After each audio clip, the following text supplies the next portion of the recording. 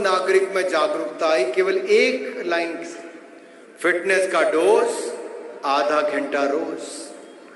आप भी इसी दिशा में अगर देश के लोगों को प्रेरित करेंगे, कुछ ना कुछ एक्टिविटी जरूर करें और आपको रोल मॉडल बनके उन सबके सामने आना है। खुद भी फिजिकली फिट रह के और उनके प्रति भी जागरूक उनको करने के लिए, और खेल को एक अट्रैक्टिव प्रोफेशन बनाना है। जब मैं अट्रैक्टिव प्रोफेशन कहता हूं तो एक समय था जब भारत में कहा जाता था, पढ़ोगे लिखोगे तो बनोगे नवाब, खेलोगे कूदोगे तो। लेकिन आज बदल गया है। आज हो गया है, पढ़ोगे लिखोगे तो बनोगे नवाब, खेलोगे कूदोगे तो होगे लाजवाब। और इसमें केवल आपको कोई विश्व का नंबर 1 खिलाड़ी बनना ही आवश्यक नहीं है, हर कोई बन भी नहीं सकता।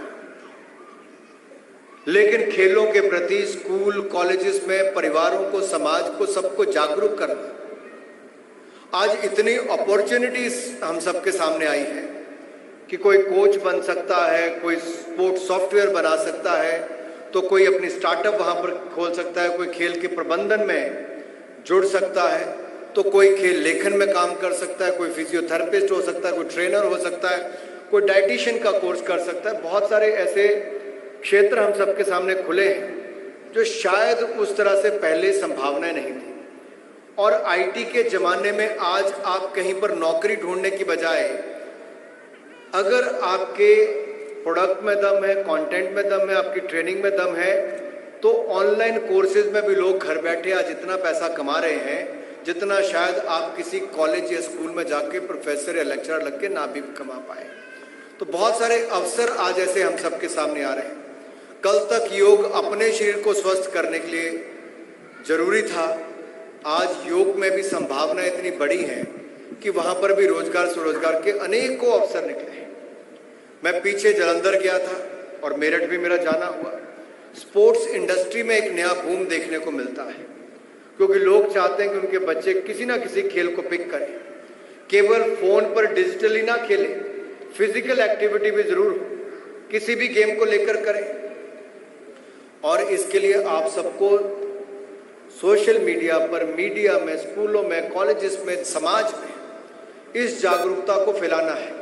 मेरा भी प्रयास होता है कि मैं जिस राज्य में जाऊं उस राज्य के मुख्यमंत्री से, खेल मंत्री से बात करूं और उसके शिक्षा मंत्री से कि आपके यहाँ पे जितने फिजिकल एजुकेशन के पद खाली पड़े हैं उन सबको जल्द से जल्द भरा जाए, ताकि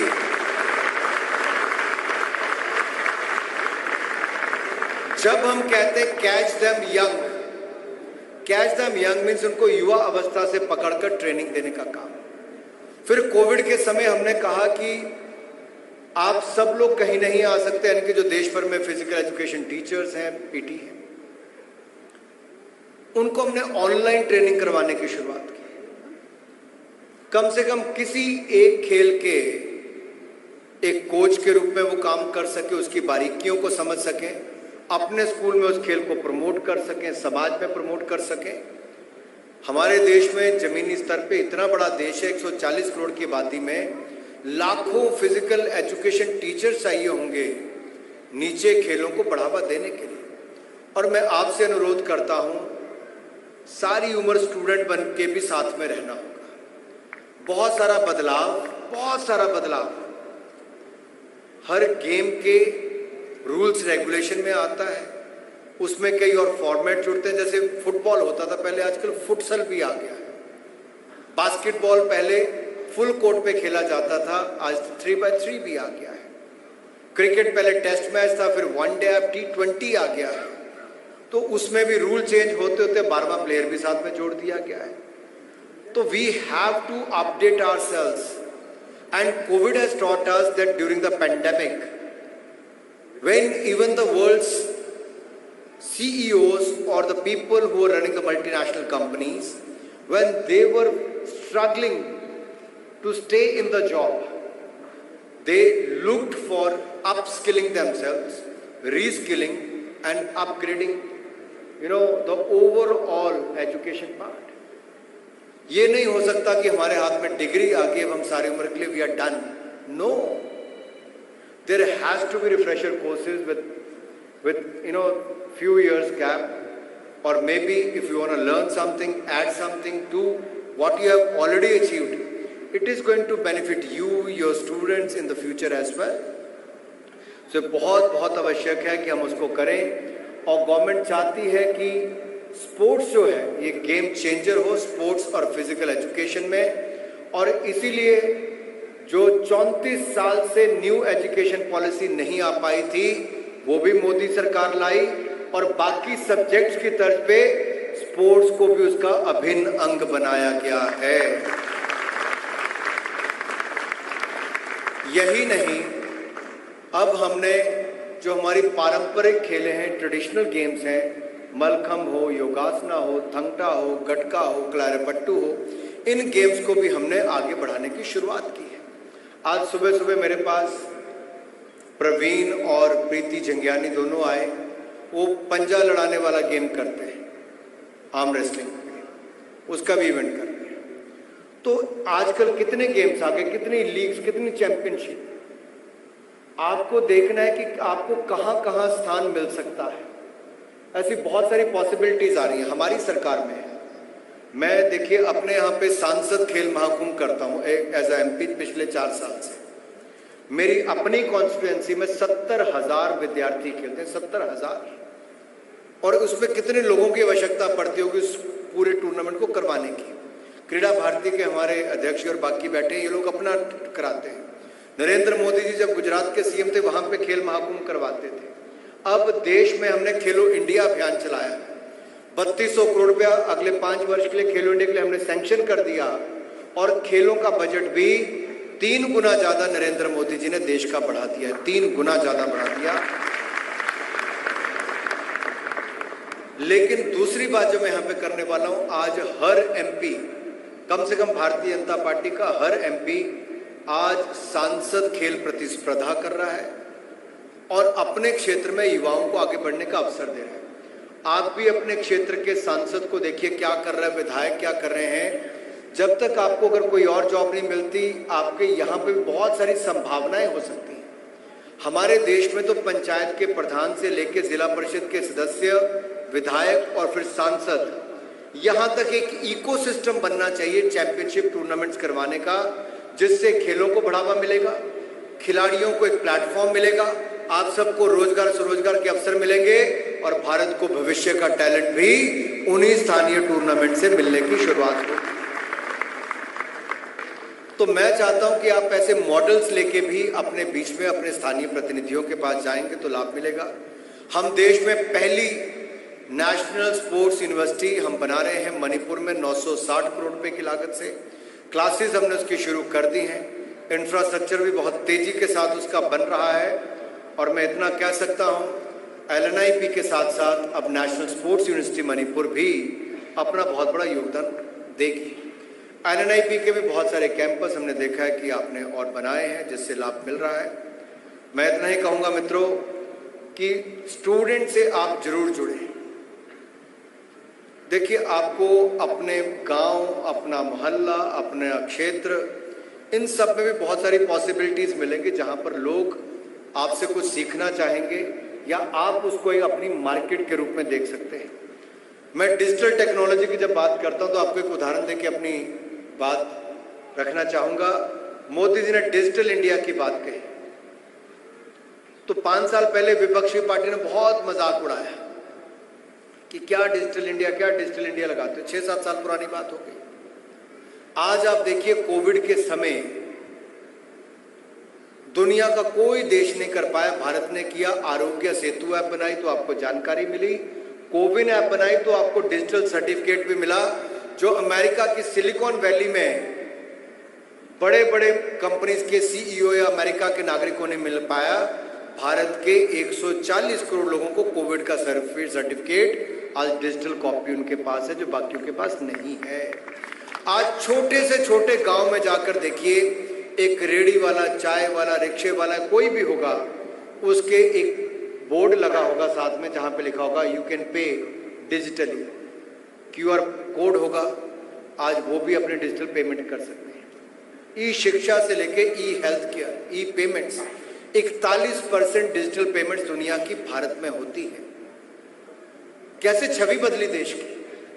तो क्या स्पोर्ट्स के लिए हम डिजिटल ऐसे अपनी एप्लीकेशन नहीं बना सकते जिसमें आपके साथ लोग कोई क्रिकेट सीखे, कोई फुटबॉल सीखे, कोई बैडमिंटन सीखे, कोई और गेम सीखे, कोई फिजिकल एक्टिविटी के लिए कोई और सीखे कि आपको फिजिकली फिट कैसे रहना है, आप ऐसे भी उनका कर सकते हैं।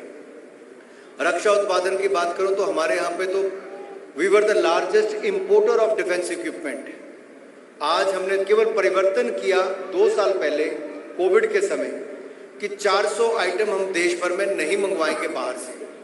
आज हिंदुस्तान के अंदर 1 लाख करोड़ रुपए की मैन्युफैक्चरिंग रक्षा उत्पादन हो गया है। पिछले साल जो 2 साल पहले तक हम इंपोर्ट करते थे, आज देश के अंदर बनना शुरू हो गया।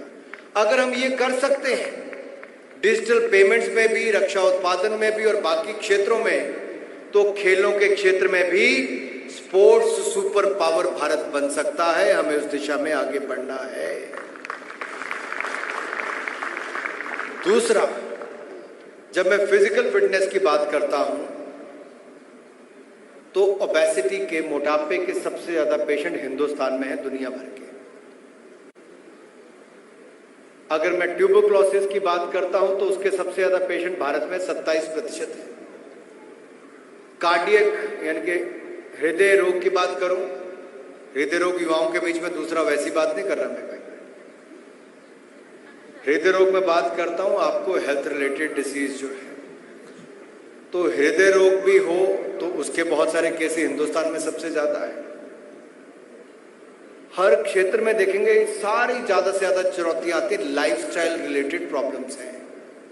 आपकी जीवन कैसे आप जीते हैं, खाते क्या है, दिनचर्या क्या है, इन सबसे जुड़ा हुआ है और उसमें जागरूकता बहुत कम है। आप उसमें भी एक बहुत बड़ा रोल अदा कर सकते हैं। एक बहुत बड़ी मार्केट यहाँ पर भी हमारे पास उपलब्ध है जहाँ पे हेल्थ केयर पे बर्डन कम होगा और लोग हेल्दी एंड फिट ज्यादा रह पाएंगे। दूसरा, योग दिवस कौन सी तारीख को होता है? आने वाली है, 2 हफ्ते रह गए। तो योग दिवस वाले दिन भी आप सबका बड़ा योगदान हो, क्योंकि दुनिया भर में भारत ने एक बहुत बड़ा योगदान योग दिवस के रूप में दिया। आज दुनिया के 197 देश 21 जून को योग मनाते हैं। यही कारण है कि आपको कभी ट्रेन में चलते, प्लेन में चलते लोग अपनी सीट पे चौकड़ी मारकर भी योग करते दिखेंगे। ये बदलाव आया है और जागरूकता भी पूरे देश और दुनिया भर में हुई। मित्रों, ज्यादा समय नहीं लूंगा। गौरवशाली इतिहास देश का तो है, लेकिन हमें खेलों में भी, मेजर ध्यानचंद थे तो हम हॉकी में भी 1 बार नहीं, 2 बार नहीं, 3 बार ओलंपिक गोल्ड मेडल भारत ने हॉकी में जीता। बलबीर सिंह सीनियर आए तो फिर हैट्रिक फिर लगी, फिर 3 बार गोल्ड मेडल जीता। लेकिन जैसे अंतर्राष्ट्रीय स्तर पे रूल्स चेंज हुए, टर्फ आई, हम लोग पीछे रह गए। That means more than skills, the fitness level was more important. And if you look at cricket today, which is a game of skill, they also believe in a lot of fitness today. आप पुराने 10-20 साल पुराने match देखेंगे तो उसमें लोगों के skill नजर आएगी। आज आपको नजर आएगा कि लोगों की फिटनेस का भी उतना ही बड़ा इसमें योगदान है। तो कोई भी गेम आज फिटनेस के बिना, फिजिकल फिटनेस के बिना अधूरी है। केवल स्किल से काम नहीं चलेगा। If you have to excel and be at the top and to stay long in the game, you need to follow a disciplined diet, a disciplined schedule, and to stay fit for at least 20 years in the system. और उसमें आप लोगों का एक बहुत बड़ा योगदान आता है। इसलिए मैं आपसे निवेदन करना चाहता हूँ, आइए हम उस दिशा में आगे बढ़ें। और मैं युवाओं से इतना ही कहूँगा कि जिस मार्ग पर युवा चल दें वही मार्ग देश का मार्ग है, और जिधर युवाओं के कदम बढ़ जाएं मंजिल अपने आप चरण चूमने लग जाती है। तो मैं आशा करता हूँ आपके कदम सही दिशा में चलेंगे और देश के युवाओं को आप नशे से दूर भी रखेंगे और फिजिकली फिट करने में भी अपना योगदान स्कूल से लेकर कॉलेजेस, समाज से लेकर सरकारों तक करने का कार्य करेंगे।